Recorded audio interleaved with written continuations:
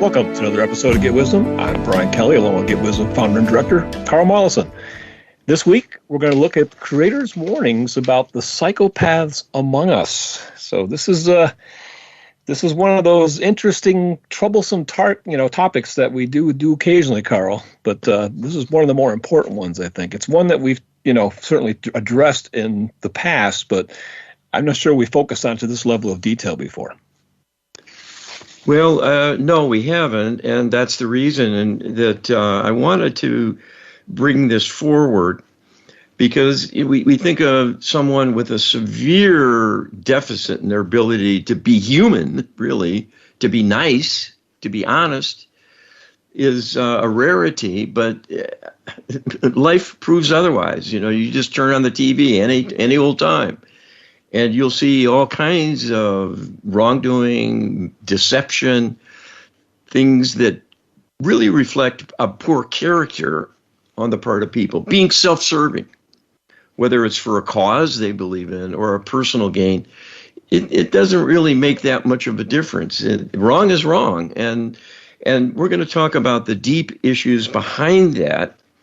And just to get the terms out a little bit so people really understand what we're talking about, the psychopath is kind of at the extreme of a spectrum in losing the ability to feel compassion for people, to be love-based, and to care about others, and not think of them as objects to be manipulated. Psychopaths are the worst. They're the ones devoid of conscience, ruthless, and can be quite savage, but they're not necessarily violent. And right. We'll allude to that as we go along.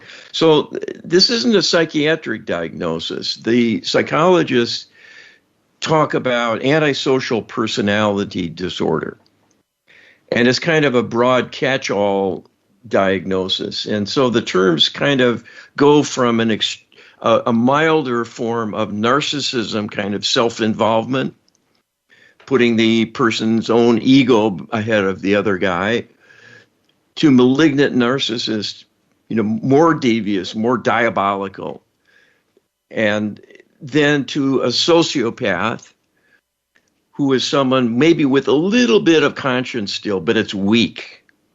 And then the psychopath, devoid of conscience altogether. And that's where you can see a lot of the serial killers and so on, who just think of people as objects, and they have no remorse whatsoever about what they do. Yes. But there's a spectrum. There's people all along that range from mild to severe, and even the mild is pretty nasty to be around, I can tell you, and my clients will tell you. Well, I think this show we're going to explore not so much diagnosing psychopathics, but identifying them. Kind of spotting them. I think a diagnosis is a deeper level of analysis. Right. We're just looking at trying to identify them in our lives. So that's what this show is hopefully going to assist with. Yeah, and we don't want a witch hunt. We don't want people going around calling people names and so on. But most people don't really know this information and the patterns that reflect this kind of challenge that people face who are afflicted with this. Yes, absolutely. You asked Creator, most of the questions for today's show are derived from the book, The Psychopath Code, Cracking the Predators That Stalk Us, by a late open source software creator, Peter Hitchens. Hitchens created hundreds of volunteer project teams and found almost all of them to be magnets for bad actors. This proved to be such a problem that he devoted most of his final years to analyzing and ultimately writing about it. Hitchens writes, "There are some scary people around. People who take what they want using their charm and wits. Con artists, professional liars. They take from friends, colleagues, family, and strangers alike. They never apologize or feel remorse towards the people they hurt. They often have criminal careers. We call them by many names: narcissist, antisocial, sociopath, even CEO. And more we call them psychopath. Can Creator share with us the divine perspective of these scary people around us?" All right, this is Creator's answer that I channeled. This is a good characterization. Although other groups of people, like politicians, could be added to the list due to the preponderance of psychopaths in the mix. This is a name for someone with an extreme lack of conscience, ability to feel compassion or empathy towards others, and with a strong desire for power and control, as such individuals have no other way of having fun because they lack a love impulse, which is the basis of most forms of enjoyment, most types of entertainment, and things of a lofty nature that are satisfying to the soul. These individuals are truly lost. They are suffering from a deep, severe disconnection from the higher realm. So they are cut off from Creator's love, the ability to feel it, the ability to bestow it to others. For the psychopath, any talk of love or gesture meant to be loving is a sham. They have to concoct it because it is unnatural for them, and they can only do it through mimicry, seeing what others do and going through the same motions. Many are highly intelligent and clever, so they are often quite successful in cultivating relationships. But this is done to exploit people, to make them subservient, and in fact, often a kind of slave to the ego of the psychopath, as it gives them great enjoyment to be sought after and served by those in a subservient position. But this will not be rewarding for such individuals. It will be a subjugation, and if allowed to go on for too long, could become soul damaging and highly destructive, not only to the happiness of those around the psychopath, but in the degradation that results, make them vulnerable to spirit possession and a great worsening of their being across the board. This is the true origin of the psychopath, that they have been altered through a manipulation to disconnect them quite severely from their higher self, the gateway to the soul, leaving them on their own without Creator's love to work with. This is a preview of coming attractions for the atheist who can coast for a time, not being too long from having been in the light personally with Creator and the loving environment of bliss all enjoy. But if cut off from the divine, will have greater and greater difficulty. The more they ignore the existence of the Almighty, the more they risk reaching a point of no return and becoming increasingly selfish and then harsh and brutal in their treatment of others. Thankfully, not all will reach that extreme state, even within a lifetime. But the bigger picture is that with generation after generation of atheists, there will be a cheapening and a worsening and a degradation that drags all down with it. And at some point, the society becomes quite savage. That is a high price to pay in service to the ego, thinking one knows it all and can do everything on one's own, and that talk of the divine is a myth. Well, there's certainly a lot of revelatory material here. You know, the idea that the psychopaths, the cause of their problem isn't genetics. It's not, toxins in their food.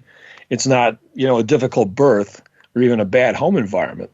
The problem is they're cut off from the divine, that they're cut off from their own higher self. And probably in almost every case, this extends back multiple lifetimes. It's not something that just manifests in a single life I'm putting out there. Well, and keep in mind, we're talking about the extremes in this show today, but there's a whole range of bad actors, as Hinchins puts it. Yeah. And you run into these people. Some people are married to someone like this, just very selfish, very hypercritical, damning of them, but wanting endless understanding and acceptance and glorification. Yes. By the other party, and maybe don't deserve it, but they expect it. That sense of entitlement is a very narcissistic trait, and that's on the spectrum. Yeah. U.S. creator Hinchins posits the idea that society has developed psychopath detectors. One of the principal ones is humor. Hinchins writes that we instinctively trust people who make us laugh. It's not enough to just laugh either. Both parties must laugh at the right moment, not too soon, not too late. The laugh must last long enough. It must not be too loud nor too soft. A good joke makes both the teller and the listener happy. A failed joke disturbs and irritates us. Hinchins further writes, what we have evolved with humor is an empathy detector. If the listener has no empathy, they are baffled. A psychopath cannot laugh right. He does not laugh, or he laughs too much or too long. We are more wary of people who laugh too much than those who don't laugh at all. What is he hiding, we wonder? What is Creator's perspective? And these are Creator's words. If you think about what happens in a humorous moment or the basis of a joke, there is always an underlying disquiet about something happening or a state of affairs that puts someone at a disadvantage. This creates tension, and laughter is used as a safety valve for the release of tension in awkward situations of all kinds. It is healthy and restorative to decompress by letting this inner pressure have an outlet through laughter that shows those present you're not taking it seriously, but can laugh it off, so to speak.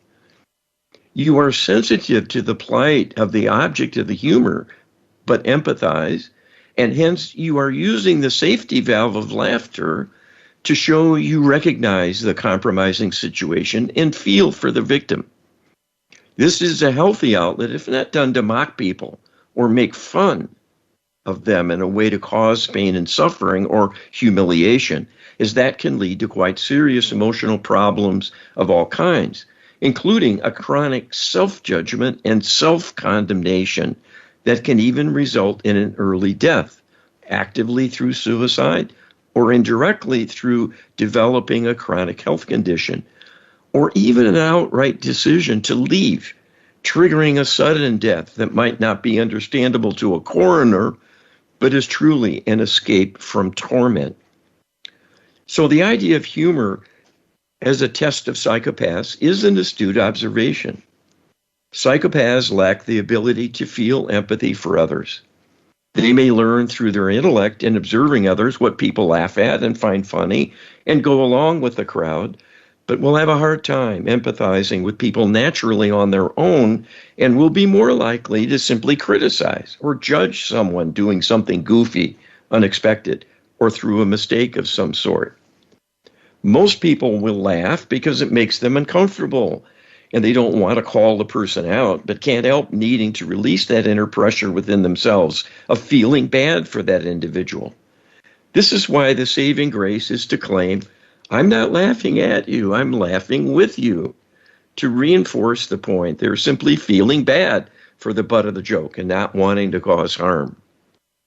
The sociopath will often miss the humor in a situation entirely, and if they say anything at all, will be to criticize and judge, and not to laugh in sympathy with the plight of the person who's having a bad moment. So this indeed is a good detector for identifying the psychopath as being in humorous situations will put them to the test. It is not a fail-safe way to evaluate such individuals because they often learn enough through taking part in things to, in effect, act human and mimic what others might do or say in finding things humorous and will adjust their own response similarly.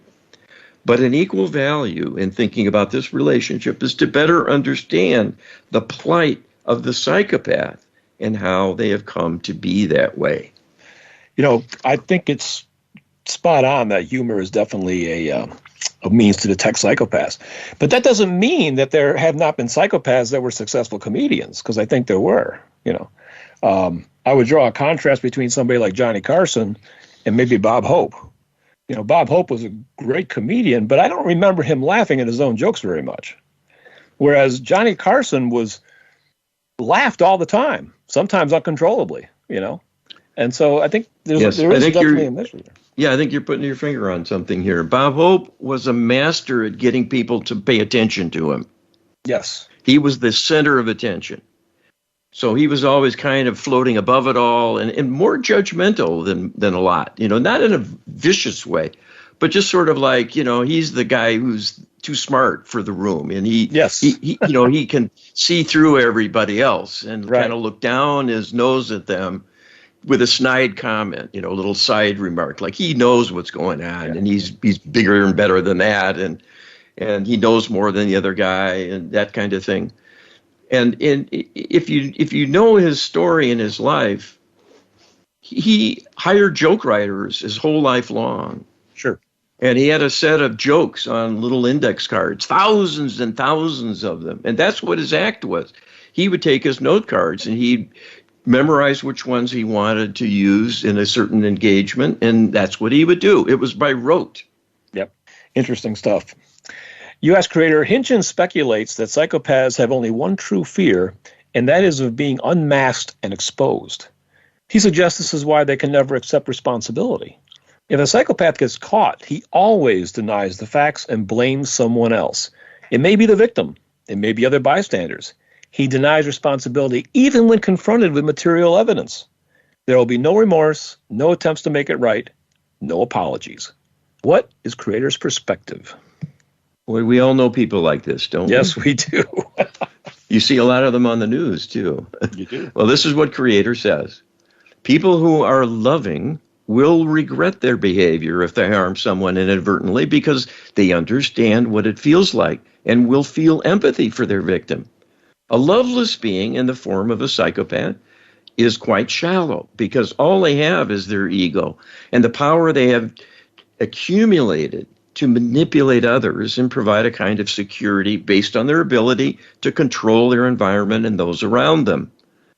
Any time that is threatened, it will be felt keenly because power and control are the only rewards they have to make their life worthwhile. So any questioning of their authority, their status, will be met with a denial and often an attack to punish the other party for daring to question them or criticize. This is an outsized ego on display, and the behavior of a loveless person unable to take criticism with a deeper understanding, it might be valid. Or at least it reflects something concerning the other party that needs to be addressed. And the issue of being unjustly criticized, perhaps, will not be wounding or devastating to a normal, healthy person who can set aside and undo criticism as simply being erroneous and will not feel threatened by it because they know inside who they are. Their self-regard will be healthy as well, as that is one of the fruits of receiving love from the divine. You will have love to work with for the care and feeding of your soul and maintaining well-being and happiness and feeling good about who you are. This is why people who are truly well-balanced and in divine alignment can be dispassionate and even caring towards others who are attacking them savagely, simply wanting to help address how they came to feel that way and set the record straight, because it will be helpful to their critic to not be in the wrong and will not be taken so personally and certainly not escalate into an angry response, let alone a hate-filled attack seeking revenge, so often happening with the psychopath who is questioned. So again, we're looking at the extreme of the spectrum here. And, the inability to admit a mistake is not just the domain of the psychopath. Well, absolutely. It's also the narcissist. Yes, and frankly, probably at least half of the global population is struggles with admitting fault when they are at fault. I have some of my own family even. So not everybody who struggles with that is a psychopath, but every psychopath has that issue. So that is one of the ways to identify them for sure. And I think what this is really pointing out is those kinds of behaviors are non-divine. It's that simple. It really is that simple. Are you acting in a divine way, in divine alignment, or are you being a little more selfish, a little more self-serving, maybe defensive, trying to preserve your ego if you're under attack from someone or criticized? But it really doesn't have to be that way. You can be stronger by feeling love and understanding others and caring about them, which is really what people want in the first place. Yes. And if you're putting yourself first all the time, you're not going to be able to be divinely guided and acting divinely in the moment, spontaneously in every situation. Now, that's a tall standard. Few can do that. But that's the point of this, to show us that we're incomplete and we're here to learn about all this and to do better. Yes. So that's why we think these discussions are useful, because they're pointing out the folly that is to be human as a physical expression. And this is the playground and the learning environment, kind of the kindergarten Yes. for how to comport yourself. And this is where we're going to really earn our credits and grow into a much more divine form. Well, reaching for high standards is what we're all about, Carl. This is what our project is all about. And, kids start talking about college when they're in kindergarten. So it's never too early to start thinking about and reaching for higher standards. Yes. Well, we can help you reach for higher standards at getwisdom.com. Be sure to visit and join up as a participant member. It's eternally free. You're going to get access to about 80% of our content, which is more than you can digest in a long weekend, for sure. There's also our Divine Wisdom database. You can even check it out right away at getwisdom.com/db, getwisdom.com/db. There's, 6,000 plus questions now? I don't even know anymore, with full answers available. So there's a ton of wisdom to mine and to consider. So we invite you to take active participation in that at your earliest convenience. And we'll be back with more Get Wisdom right after this. Welcome back to the second segment of this week's Get Wisdom. We're looking at creators' warnings about the psychopaths among us. And turns out there's more than a few. I'm guessing the estimate is probably about 10% of the population, Carl? It's not quite that high, but if you lump in the people who are on the spectrum, it's a very high percentage. Yeah, unfortunately, yes. And everyone knows people who act this way. And I think that's the point I think I most want to get across here. This is kind of pointers in how not to act, how not to behave. Because if this is the outstanding characteristic of a psychopath, to lie, for example, never accept accountability or responsibility, not only are you non-divine in the moment, you're acting beastly. Yeah. and like a savage and like the worst among us. So we vacillate, we oscillate from good to bad in our day-to-day life, and we make mistakes, and we have to beg forgiveness at times, or at least get some slack from our loved ones if we fly off the handle at something, for example. But this can teach us about where abnormality comes from, what constitutes a corruption, and what can it do to you. And that's important to know because it's a slippery slope, and people are sliding down that slippery slope more and more. As a society, we are. So individually, it's got to be in the mix. Oh, yeah. And I want to point out, we don't really deal with it in this episode too much, but Hinchins especially points out, and I'm sure Crater would corroborate, that we're not talking about males here.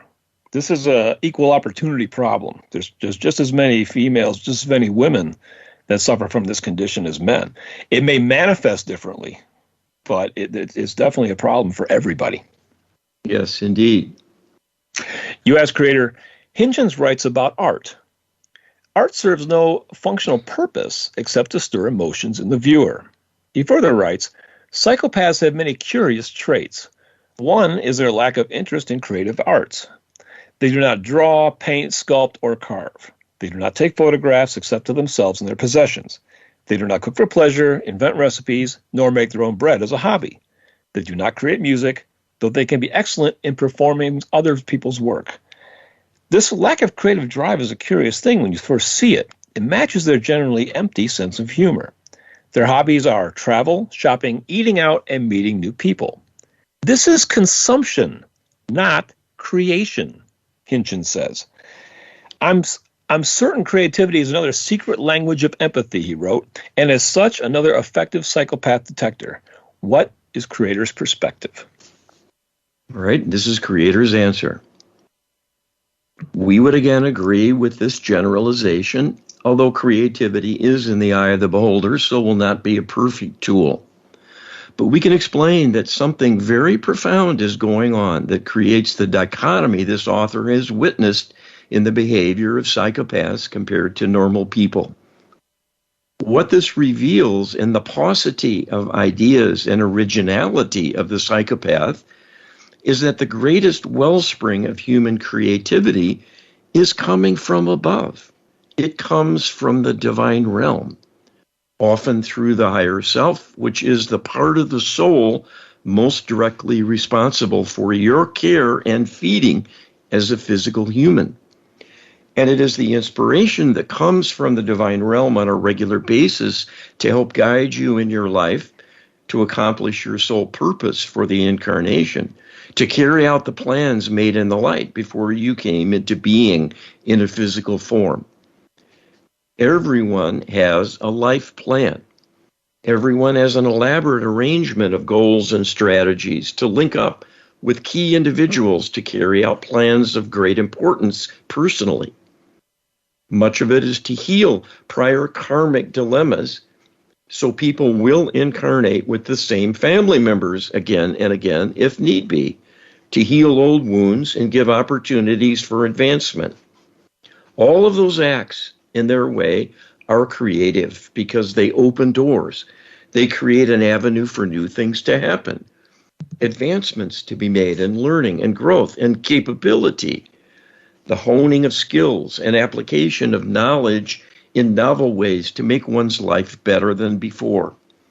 All of this is a creative endeavor, even though it might be to some observers an ordinary life unfolding. In the absence of a connection to the divine, the life will often be a shallow one, because the personality and makeup and emotional range and morality of the individual will be shallow. All those things are a function of divinity. And if the divinity of a person is constrained because they are largely disconnected from their higher self, they will be without inspiration, guidance, much healing, or divine protection to keep them from being worsened still, from interlopers manipulating them, to keep them in a state of disarray and in a worsening condition of inner conflict and torment. Under such circumstances, there will be a lack of the ability to devise creative plans and solutions for the betterment of oneself, let alone others, and coupled with inability to feel empathy and compassion, such individuals that meet the criteria of the psychopath will be quite selfish and self-serving because it is all they can feel and relate to. Indeed, even acts of loving kindness are creative acts. You do not have a script to follow to tell you where and when to do things other than the established holidays. So you are taught when to send certain greeting cards for major occasions and so on, but those are token gestures of cultural heritage and often done by people going through the motions in a sense of obligation more so than deep caring, and that will always be the case with the psychopath. Anything of that sort they do is putting on a show to make themselves look good because they know other people mysteriously appreciate such things. So they may go out of their way to shower attention and gifts on someone, but it will only be a manipulation to gain something for the self. And if that is not forthcoming or satisfying, they will turn on their heels and abandon the other person in a flash. This dilemma of being without a reservoir of creativity in the form of divine inspiration puts the psychopath at a great disadvantage. They will often struggle all life long with this. Some rebel and turn to crimes and even acts of violence because of their frustration and disappointment with life. Those who excel and succeed, seemingly, do so by learning how to work the levers of power so they gain control over others and get others to do what is needed creatively for their benefit. And so live as a kind of parasite off of the ingenuity and resourcefulness of the people around them. So that's the dilemma, actually, because they actually set up a kind of trap for people in the sense that so many people who are empathetic, we see their dilemma. We see them struggling. We see their lack of wisdom and their lack of creativity. And so being compassionate in our own right, we want to kind of jump in and help them, right? Yes. So these are people that are not going to take our help. Well, and you see a paucity of little talent. Yeah. You see a a paucity of talent in so many artists today and performers of all kinds, musicians, and the writing of music, pop music, and so on. It lacks depth. It lacks feeling. It lacks meaning. A lot of it, not all of it, but this is part of this slippery slope. I remember the story about Andy Warhol, the pop artist. Mm-hmm. And I don't know much about him. He had a kind of, hippie beatnik in those days lifestyle, kind of hedonistic and so on. I don't know his religious views, but I suspect he wasn't a religious person and so on. But I remember reading about his life. They were interviewing people who knew him, and he was living with this woman. And he ran out of ideas. What am I going to paint? He was early in his career. I don't know what to do. I don't know what to paint. And that's a classic dilemma of not being inspired, like writer's block. That's when you're cut off from the divine. Yes. So they were sitting in the kitchen. The woman said, here's a can of soup. Paint the can of soup. So we did. And this can of soup it was wildly successful. It was like this new, pop art, it was called. Avant-garde. And he came back, he was complaining again. I'm out of idea. I don't know what to, well, here's a dollar bill. Paint the dollar bill. And he painted a dollar bill. And it was like this revelation in art. The art world was orgasmic. Orgasmic, yes. But you see, he was devoid of inspiration.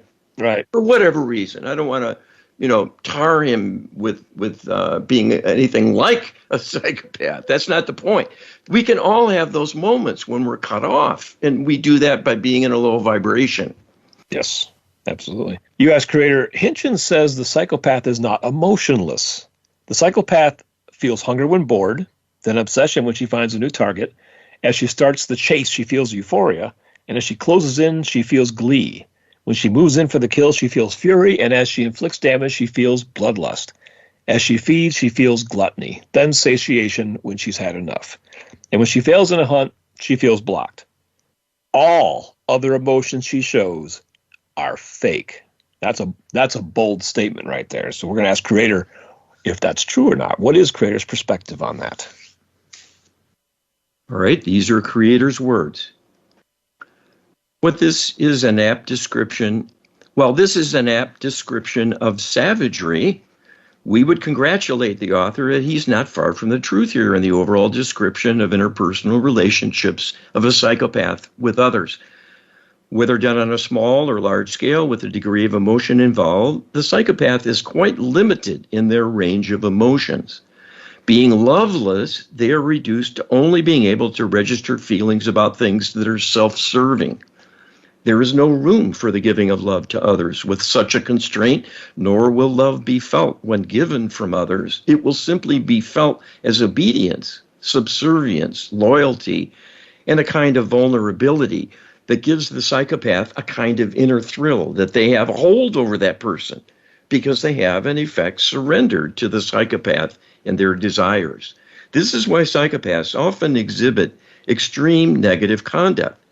Screaming at people on the phone, leaving a torrent of hate-filled complaints and criticisms in voicemail, giving their partner a dressing down in front of others with no sense of being at all sensitive to that person's need for a self-image that will fit in and be accepted by others, and will be humiliated if subjected to a tirade.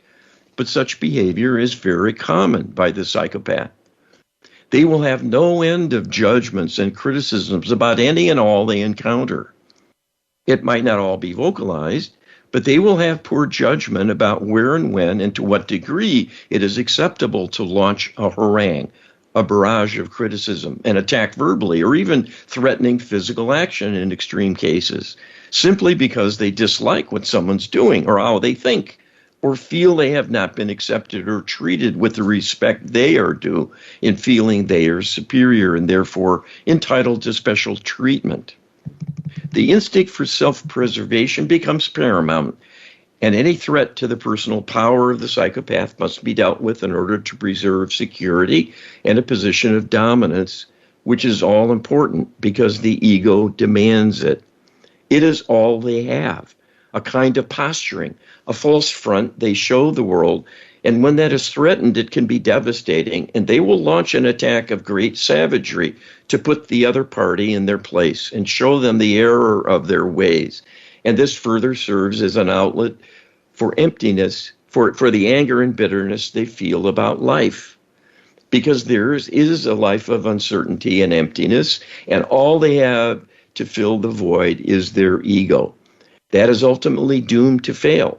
And it is those times when their ego is too outsized and not being respected, when they will have a meltdown and mount a savage attack against someone, and may well take it to excess in an attempt to grind them into the dirt if they can.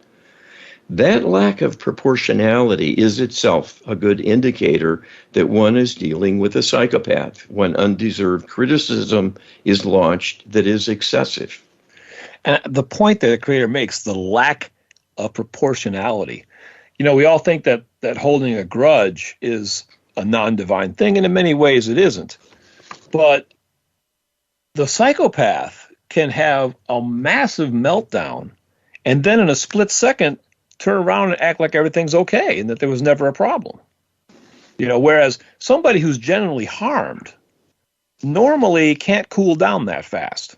You know, there's a cooling down period. But with psychopaths, they have like a switch. They can shut it off on a dime, and it's like, who is this person? Yeah, well, that's when they're in their kind of manipulative mode, and it's calculating. Yes. You know, to use their anger as a tool. Yes. To dominate and to manipulate. But they do have their insecurities because they're shallow and empty inside, and they can turn on a person quite savagely, and it can lead to mayhem in extremes. And this is why a lot of people are killed. Yes. In family disputes, marital discord situations, and so on. People become unhinged by being out of touch with their divinity. That's really what it is. You know, Hitchens in his book pointed out that you rarely get to see the real psychopath because what you're seeing is a mimic all the time. They're literally acting their life out. But when you do see the real psychopath, it is frightening in the extreme. So usually if you bring out that real psychopath, you're probably at the point where they're about ready to cut you off. You know, they've had enough, and they're literally acting out their role almost up until that last point. So yes, but they're tremendously insecure, but they also are very good at hiding that, and they go to great extents and great lengths to hide that. But if you pull all their mask away, watch out. This is a message that's sent. So we'll be right back with more Get Wisdom right after this. Welcome back to the final segment of this week's Get Wisdom. We are looking at creators' warnings about the psychopaths among us. And this is not a desire to go and demonize a segment of the population. Rather, this is an attempt to understand the problem so that we are in a position to cope as best we can, but also, more importantly, to help. That's really the emphasis here, Carl. Yes, indeed. And again, I would point out, we're not just talking about the severe criminal element that's violent and things like mass killers and so on. But there are CEOs of corporations, many of them who are psychopaths, and heads of organizations of all kinds. The government is filled with psychopaths because they're a power, and it attracts people who want power, and people rise to the top of groups. Yes, by exerting power, and then you call it leadership.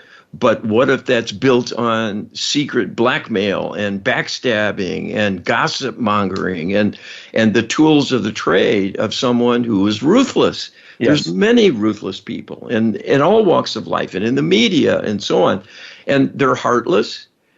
They will turn on you in a hurry. If they don't like something about you, they'll judge you, they'll condemn you. Yep. And they're two-faced. And they're shallow, and they're not really coming from anything of substance because they're not connected to divinity any longer. And the world's a terrible place because so many people are on this slippery slope. Yes. And I want to point out that Hitchens just like you said, we're not talking about the extreme minority that are criminal killers, for instance. This is a significant segment of the population. Hitchens came to be curious about this, not because of serial killers, but because of typical internet trolling. The people that just haunt forums and attack people all day long. He became curious. Who are these people, and why are they motivated this way, and what the heck are they doing? You find these people in all walks of life. I had a friend years ago that used to tell me about what a disruptive environment the craft tent at the local Wayne County Fair was. She said it was the worst kind of soap opera you could possibly imagine. It's like, we're talking about knitting and baking and sewing. It's like, it's just horrible, the stories she told, So this is a big problem that we're trying to kind of get our heads around. Well, we got to talk about the solution now. Yes, we're going to talk about the solution right now. You asked Creator, is the core belief of the psychopath that they are on their own and that everyone is either predator or prey, and it's safer or better to be a predator? We know that beliefs are constrained. We know that beliefs are considered a free will choice. How can prayer work and the Lightworker Healing Protocol, along with deep subconscious channeling and holographic memory resolution, be used as tools to help free the psychopath from their maladaptive multi-incarnation history and outlook, and provide them with a true path back to divine alignment? Okay, we're getting into the solution. These are all approaches and techniques we offer at Get Wisdom. This is what Creator says. The depiction as a predator distills down the dilemma of the psychopath and all living with them, as they are prevalent in society and cause much suffering and harm. Their disconnection from the higher self prevents the flow of love and light, leaving the psychopath without the normal emotions that are a manifestation of love energy coming from the divine, to have empathy, to have compassion for others, to have genuine caring and loving feelings. Wanting to be with someone, enjoying their company, and forming a deep love bond transcends words and what it can provide in the way of enrichment and growth of the soul. Love is only strengthened by challenge, difficulty, and obstacles in the way. It makes the need for love grow and the desire along with it. When you have individuals who are psychopaths and are loveless, it is a major dilemma for them as much as those around them. While most people do not hold much sympathy for the psychopath, especially considering such individuals come to the attention of others in that light because of misconduct and often tragic circumstances, such individuals truly need love as much or more than anyone. If they are to find a way back to being in divine alignment, they need the gift of healing in order to recover an ability to feel and use love, to bestow love to others as well as themselves, and develop a strength of character from having loving perspectives, to keep things in proportion in knowing what is truly important, that the feelings of others and their sense of worth and belonging are to be cherished and nurtured and not derided and stomped on when it is an inconvenience. The psychopath has no patience for the needs of other people because they lack empathy and see no importance in cultivating love from others. Besides, a kind of obligation through bonding they have come to learn can be cultivated through pretending to care about others and form a friendship, but this is more to put on a pair of handcuffs than to give of themselves in wanting to be of service. The way back is often quite difficult. This is one of the most daunting challenges in healing one can encounter.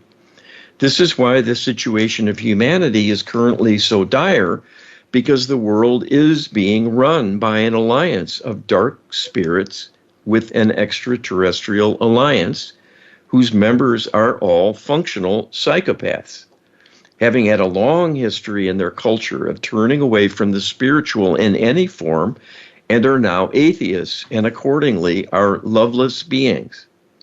They only seek power and control and will use any savage means they need to assert their authority and gain their objectives.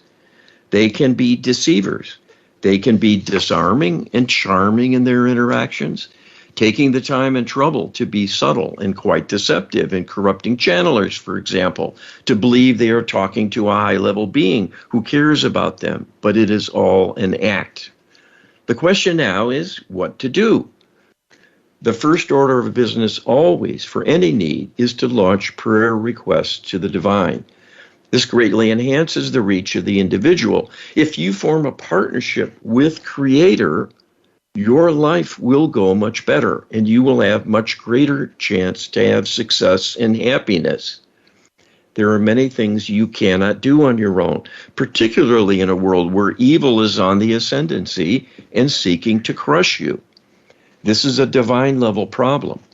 The step up from prayer alone is to use the Lightworker Healing Protocol because it is a predefined series of high-level requests to address all potential sources of negativity that can befall humans individually and collectively, and to invoke divine healing in ways the divine actually uses to solve such problems. So by providing specificity in describing the need at hand and what one wants the divine realm to do about it, we have the requisite human intention enabling us to go to work on your behalf. Without that, we have to stand on the sidelines and leave it all up to you. You are not doing so well as a society. Few people understand the dilemma they face, what is truly happening, especially behind the scenes controlling things. You are sitting ducks and do not know it. Your world is getting worse as they ramp up more and more calamities to challenge you, to sap your strength, to drag you down, and make you increasingly vulnerable through depletion, economically and emotionally, in causing such turmoil and disarray through increased crime, social unrest, political divisiveness, and so on. The relentless march of secularism to deny the value of spirituality, whether through religion or not, is taking a huge toll and adding to your disempowerment. It guarantees you will remain on your own and will fail unless something changes things. The strength and power of the Lightworker Healing Protocol is because it can do deep karmic repair for the multiple lifetimes of corruption that have degraded the ability of people to stay in divine alignment, make them vulnerable to the dark spirits who prey on them, and further corrupt their inner beliefs to darken them and further disconnect them from the divine. The campaign of bullying deep within the subconscious tips many into madness eventually, but even short of that, people will not be their true selves, but a highly wounded version that functions poorly. The Lightworker Healing Protocol can begin the process of repair needed to undo this damage and help to reconnect people to their soul purpose and allow a greater flow of love and light from the divine once more to enter their being. This provides the wherewithal for self-empowerment and a rearrangement of priorities. This is facilitated through the Lightworker Healing Protocol with an active interaction between Creator and the individual's deep subconscious mind to resolve past trauma and restore the potential for a more positive perspective. To speed this healing, your channel has innovated an ideal combination of channeling of the deep subconscious to talk with it and identify its chief concerns. And through describing what it struggles with, this allows facilitating a trauma resolution process using holographic memory resolution to heal the old dilemmas and drain away the stored negativity. This, in turn, repairs the energetic signature of the events in question, which is all that needs to happen to right the wrongs of history and resolve any potential for a negative karmic consequence in the future. It essentially resolves the trauma in a way that takes away the sting and the damaging consequences. This cannot be done through any conventional therapeutic approach. and cannot be done on one's own either. It is often the case that what one needs is deep subconscious repair and healing, along with changes to beliefs held within the deep subconscious. This can only be done with Creator's help to cement it in place and restore greater flexibility and a higher level of functioning and outlook. So this is a blessing that will help humanity be saved and healed, given enough time and work by practitioners following this strategy. People must be awakened to know what they are facing, see the signs of need, and come to understand the reality of the solutions we are pointing you to, so they will be embraced, implemented, and allow humanity to save the day through a partnership with the divine in implementing these tools for your deliverance. It is up to you to learn more about these and make the requests for assistance. We cannot act without your invitation. You know, an analogy I would make here is imagine if the psychopath, or really just any human being, because we all share the same dilemma at some level or other, is like a boat that's anchored to the bottom of the ocean. Now, no matter how much you pull and tug on the boat, it's not going to go anywhere as long as it's anchored. But we are not able to get that anchor up. Only Creator can do that, and only if we ask and make the request to do so. So think of the Lightworker Healing Protocol and prayer work as loosening and bringing that anchor up. And then, even if the anchor is up, doesn't mean the boat's going to move. If it's a glass lake and there's no wind, and it'll sit there, right? So we may have to do more than just count on Creator to bring the anchor up, but we're not going to go anywhere without that, with that anchor in place. And that work has to be done, or there's going to be no movement of that boat ultimately. So that's really where the focus should be. You know, we can't really do more until the backlog of karmic wounding is taken care of. Well, and again, this points to the reality. We need the divine. We are of the divine and from the divine. It's our birthright, our heritage. And without it, we're going down. Yep. So the folly of people who think that religion is a threat, that it's dangerous, it needs to be diminished and excluded, outlawed if you can get away with it. But, you know, we're working on the court packing to allow that to happen and so on. The political solutions will only make things worse, because the politicians are the last people you can look to for divine wisdom. Yeah. Politics is like pushing on a boat that's anchored. You can push all you want, but until that anchor is loosened, we're not going anywhere. And politics is not the way we're going to solve any of these dilemmas. Well, and most likely it'll end up with setting the boat on fire. Yeah, there you go. On top of everything else, then it sinks, and then what? Oh, boy. On that note, we're out of time, Carl. Thanks, everybody. We'll see you next week. Be well.